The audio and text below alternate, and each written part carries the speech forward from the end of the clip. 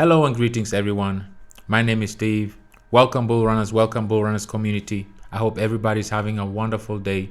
In this video today, I want to discuss the topic of sustainability. I want to take my time in this video today and really emphasize on what is sustainability, what makes it special. Before I do that, let me take a step back.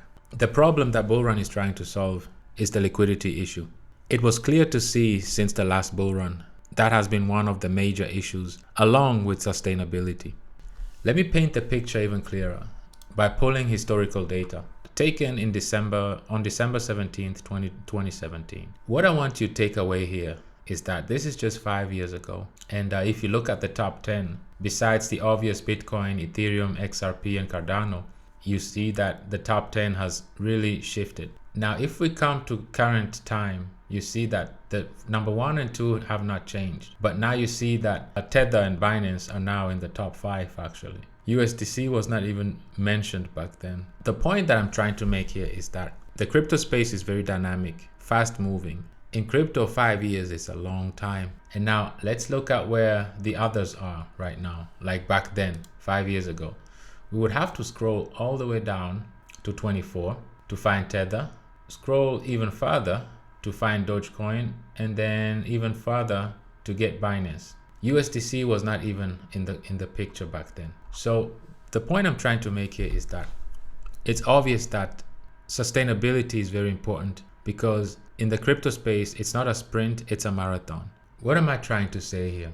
In order for a project to be sustainable, there are certain fundamentals that have to be in place. And it all starts with the tokenomics. The tokenomics sets the tone of a project. And as you see, we have 10% buy tax and 12% sell tax, with the majority going towards a liquidity pool. Just like we stated, that's what we're trying to solve. So that's where the majority of the taxes are going towards. Now keep in mind that you'll see the true burn as well. The true burn helps, and I'll get more into detail with it, on taking BRL tokens out of Uniswap and creating scarcity.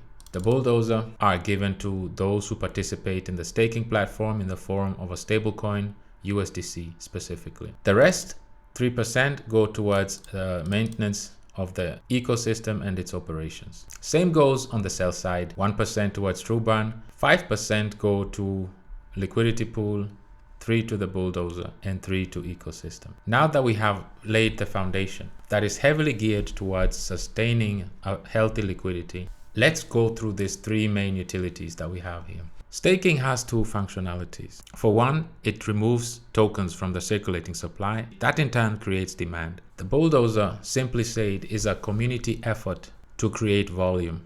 So those who are participating in our staking platform are receiving USDC distributions, and that in turn can be used to create this volume by compounding.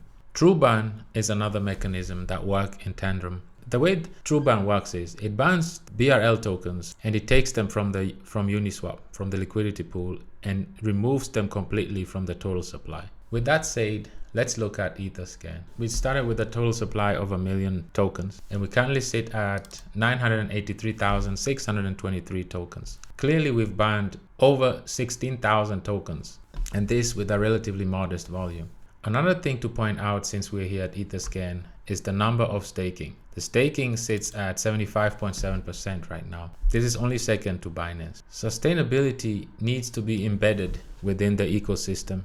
And because of that, we implemented staking boosters. Because staking has such a high relevance within the ecosystem, we implemented NFTs boosters that will encourage new holders to increase their USDC distributions. That is built within the ecosystem. In that way, the demand for these NFTs will always be high. This will be feeding into our liquidity. So to have a sustainable ecosystem, as I showed you in this short video, not only do you need to have strong tokenomics that are geared towards liquidity, but you also need other mechanisms around it. This is how Bullrun has its fundamentals set to be sustainable. Sustainability is not just a fancy word, but it needs to be embedded into the tokenomics, into the ecosystem. And that is something we have implemented from day one. With these fundamentals in place and building even more use cases surrounding it will help the Bullrun ecosystem to remain not just sustainable, but relevant in this dynamic and competitive crypto space.